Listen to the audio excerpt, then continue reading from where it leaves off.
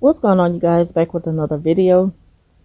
This video I want to talk about the scapegoat and why it's important to set boundaries with siblings. See, the reason why it's so important to set boundaries with siblings in the family is because they're going to play a huge role of trying to convince you that the family should stick together and you should always be there, and show up to everything that the parents have set. And the reason why is they don't want you to get away. But when a scapegoat leaves this toxic environment, they become more powerful than they think, you know. And the role that the scapegoat plays now, it kind of threatens that toxic family dynamic that the narc mothers have put together. They thought that, they thought that they had it to where everything will stay that way. That's why when I was vocal about my happiness for the scapegoat to his mother, and I would tell her, we're going to be getting married soon, just speaking it into existence. This was early on in the relationship. She was quick to, deny that it'll happen, like if she had control of it. See, the narc mothers, they really believe that they own you for your entire life. And anything that you choose to do, anyone that you choose to see, it's like they have to have so much say-so in it. And they're going to only approve of it if they know that they can use that person. But what happens with the siblings is that they're kind of stuck in this mindset of thinking, I have to please mom, I got to please dad. And that's just the way we were raised. We weren't raised to, have our own life. Because that's how the narcissist will mess your mind up, to make you think that you don't have a right to your own happiness and your own preference. If they don't approve of it, then you shouldn't have it. That's not what's good for you. They're very critical of your decisions. They're going to be critical no matter what. It'll never be good enough for them. So what happens is you find yourself living your life through their preference. And you will never be happy because you'll never be doing anything that pleases you. You'll only be doing it to please the narc parents.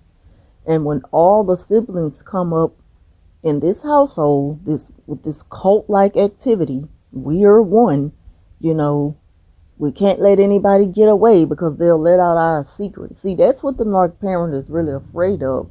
When these narc siblings realize that the narc mother is, they feel like they've lost power. That's when they kind of take on a position to go out and kind of put that guilt on you as to why you should come back home, or why you shouldn't stop visiting, or they want you to believe that you'll never have this happy life that you think you can have. That's just not what's for you.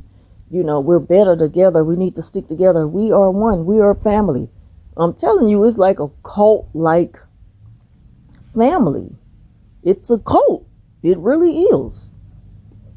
And it's just like they'll try to destroy your happiness by smearing your name to people and making people think that you made a bad decision with your life and you turned away from everybody who've done so many good things for you. They're going to tell half truths. They're going to tell half of it, just enough to make them look good, but to make sure they make you look bad if you're the scapegoat.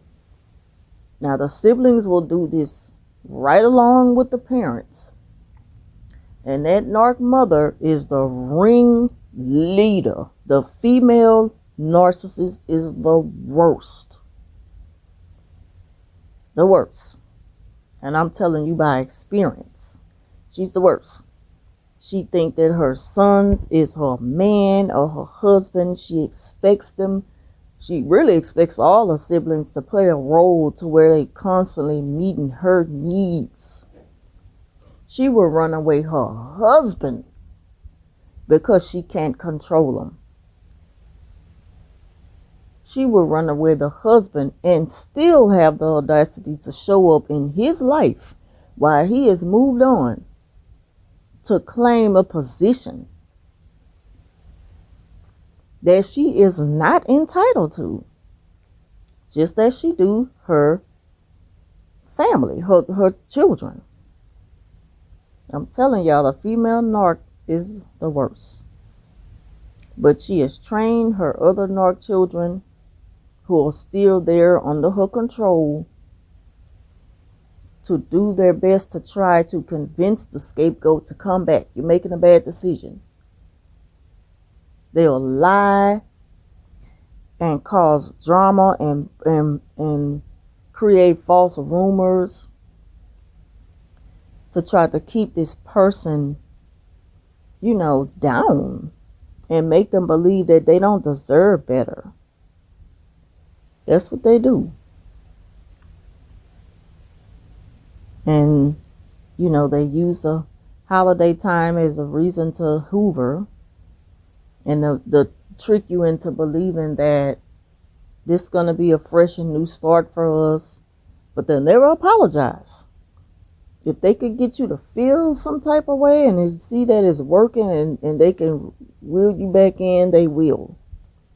You have to be strong and set these necessary boundaries with not only the mother, who's the ringleader, but also her minions, which is the siblings. You got to cut the siblings off to a certain extent. You don't have to cut them off completely, but you got to set these boundaries to let them know, that's what y'all believe in, and y'all could, feel however you please and do as y'all please, but I don't have to be a part of that anymore. And you can't force me to. You got to be bold and speak up, or you'll always feel like you owe them an explanation to why you are not there anymore. Because they want to know, why haven't you been showing up to the house? Why aren't you answering the phone? You never text back. They're going to want to know these things. They're going to send you. I read a message yesterday that said, hey, bro. Well, it was from the other day, but I read it yesterday. Hey, bro, it's Christmas Eve. And I just think that it's wrong that you haven't reached out to none of the family. It's the holiday time and life is too short. See, they love to say things like that to put guilt on you. Life is too short. They love to throw out a life and death situation. It's urgent that you move how we think you should move. They'll use anything when they're desperate enough to get you back in. The narcissistic family dynamics is nothing but a cult. And the siblings are going to advocate for the mother. When the scapegoat gets away, the siblings is going to urge the scapegoat to come back. Mother is losing it. Because you were the one that got away, and now you have this powerful role. You're more powerful than you think you are. You're more powerful than her now. And they can't have that because now she's making their life a living hell. So they need to take some of the heat off them and put some of it back on you because you done got away. And you living a happy life away from all that. And they're miserable because they're still up under the narc mother's control. They're miserable. So they want to put some of that on you. It's your turn now. It's your turn to take the heat. And you were the one who had to endure most of the abuse. That's why you are the scapegoat of the family. The golden child can't do no wrong. There's going to always be that golden child in the dynamic. of this cult family, you know, environment. There's always going to be the golden child who do no wrong, and they're everything they do, even if it's, it shows their flaws. Oh, the Nork mother is going to downplay it. Nobody's perfect. They had a hard time at one point in their life. They turned to the streets. They turned to prostituting. They turned to drugs. They were running with the wrong crowd, but they got the help they needed, and they're doing well now in life. They're doing really good. I'm really proud of them. Whereas the scapegoat never did none of those things, and I'm not saying it because nobody's perfect. The scapegoat never did those things. Have always did all they can to please that narc mother in their family upbringing, and no matter what they did, they were never accepted.